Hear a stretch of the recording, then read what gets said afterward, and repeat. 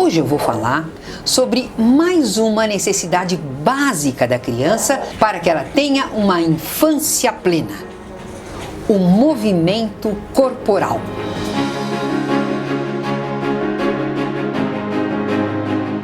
Antes da gente continuar, eu gostaria que você se inscrevesse no meu canal, desse um like e compartilhasse este e outros vídeos do meu canal com as pessoas que têm filhos pequenos.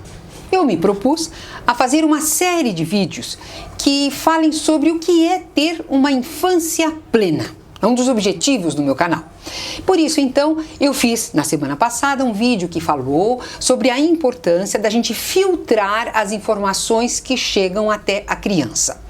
Deixei bem claro, fiz uma comparação lá com a Idade Média, em que as crianças eram muito expostas e isso prejudicava o desenvolvimento psicológico da criança. Então nós hoje, no século XXI, precisamos ficar atentos porque existe muita informação circulando e podem fazer mal para a criança. E também essas conversinhas meio atravessadas que a gente tem em casa podem prejudicar a criança. Hoje eu vou abordar um segundo ponto, que é a importância da criança fazer o movimento corporal. Você deve se lembrar que quando a criança nasce, quando ela acaba de nascer, ela já vai mamar, ou seja, ela tem um movimento natural para garantir a sua sobrevivência. Alguns meses depois, ela rola. E depois ela engatinha, que quer dizer, ela se arrasta e depois ela começa então a andar. Em um ano ela faz todo este movimento. Piaget, que é um dos maiores estudiosos do desenvolvimento infantil, ele queria saber qual que era a gênese do pensamento. E ele foi lá para trás e viu que antes da inteligência que leva a palavra e tal, havia uma inteligência anterior, que hoje nós chamamos de corporal sinestésica. Ou seja, o movimento da criança está diretamente ligado ao desenvolvimento da sua inteligência, o desenvolvimento do seu cérebro. Mas a criança, ela usa o movimento não só para resolver problemas. Ela quer se aproximar de determinado lugar, ela vai até lá.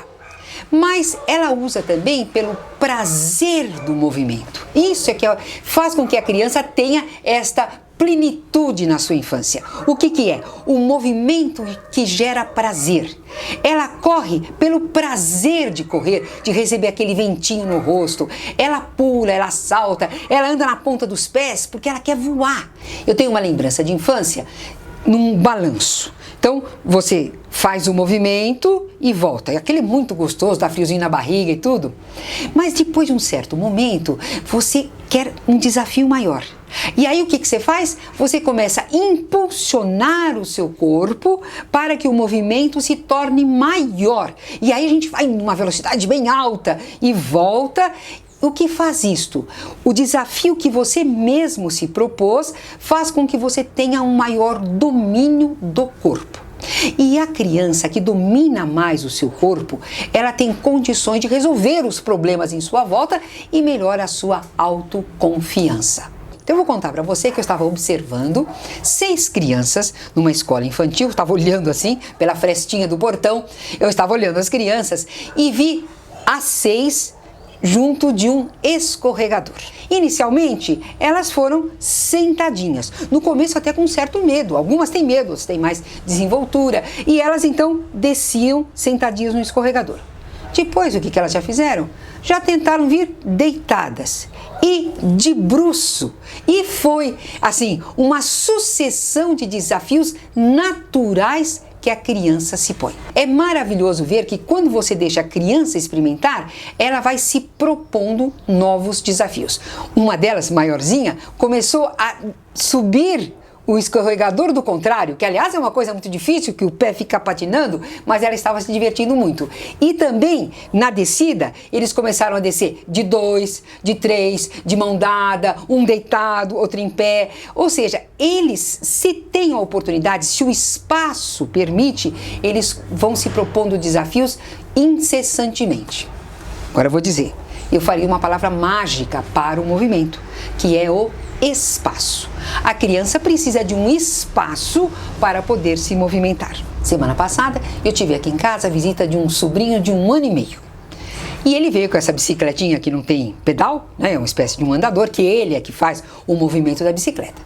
E ele ficou rodando aqui no meu quintal um tempão, a ponto do pai dele comentar: puxa vida, no apartamento a gente percebe tanto o meu menino, aqui olha como ele tem espaço e cada vez se propondo coisas novas. Aí você pode me dizer: ó, Ilíada, tá muito bom essa história de que a criança precisa de movimento corporal, mas eu moro num apartamento tão pequenininho, meus filhos não têm esse espaço que você está dizendo. É verdade, mas eu vou dizer para você que mesmo nessas condições, as crianças podem explorar o espaço de uma maneira diferente. Conto para você experiência própria de 3 sobrinhas minhas, irmãs, que percorriam o corredor do apartamento, que era bem estreitinho, andando pelas paredes. Ou seja, colocava a perninha de um lado, a perninha do outro, um braço em cima e um braço do outro, e elas iam se movimentando, caminhando. E interessante que depois elas foram sofisticando, a ponto de uma ir mais por cima e outra passando por baixo. Então, mesmo num espaço pequeno, se os pais não atrapalharem essa pesquisa corporal da criança, eles vão poder se desenvolver bastante. Eu tenho mais coisa para falar sobre esse assunto e vou então fazer mais um vídeo sobre a importância do movimento corporal para a criança ter uma infância plena.